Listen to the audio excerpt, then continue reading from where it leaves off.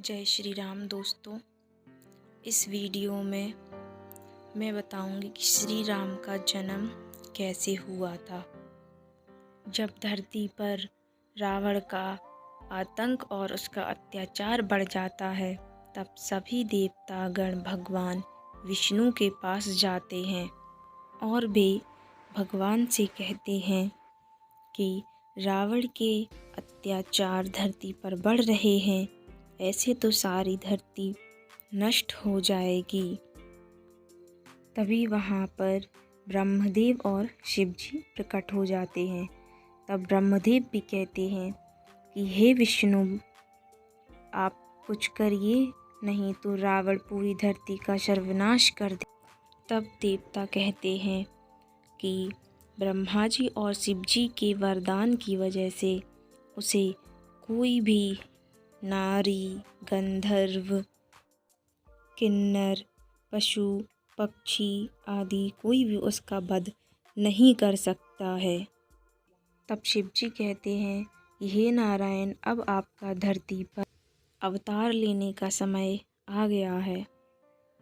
तो विष्णु भगवान बोलते हैं, ठीक है, मैं धरती पर मनुष्य के रूप में जन्म लूँगा। तभी धरती पर राजा दशरथ बहुत चिंतित होते हैं, क्योंकि उनके यहाँ कोई उनका उत्तराधिकारी नहीं था और वह उनकी रानियों सहित गुरु वशिष्ठ जी के पास जाते हैं।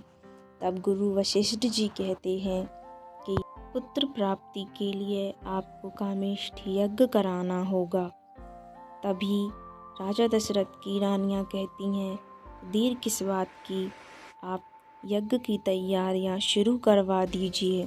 तब गुरु वशिष्ठ जी कहते हैं कि यह यज्ञ मैं नहीं कर सकता।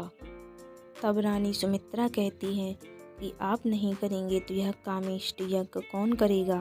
तब गुरु वशिष्ठ जी कहते हैं कि यह यज्ञ अथर्ववेद के ज्ञाता ऋषि शृंग मुनि के द्वारा होगा। तब सुमित्रा रानी कहती हैं कि हम उनके यहाँ जाने की तैयारियां करते हैं। तब गुरु वशिष्ठ जी कहते हैं कि उनके यहाँ आपको कि राजा दशरथ को एक राजा बनकर नहीं, परंतु एक याची बनकर जाना होगा।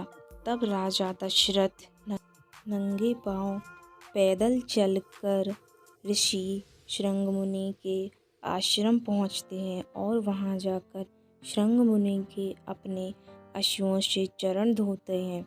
तब ऋषि शृंग मुनि प्रसन्न होकर कामेष्टि यज्ञ संपन्न करा देते हैं। तब यज्ञ में से अग्निदेव प्रकट होते हैं एक खीर के पात्र लेकर।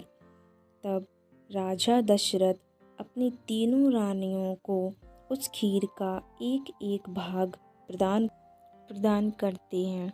तब महारानी कौशल्या, रानी कैकेयी अपने खीर में इसका एक एक भाग रानी सुमित्रा को खिलाती हैं और एक एक भाग वह खुद ग्रहण करती हैं।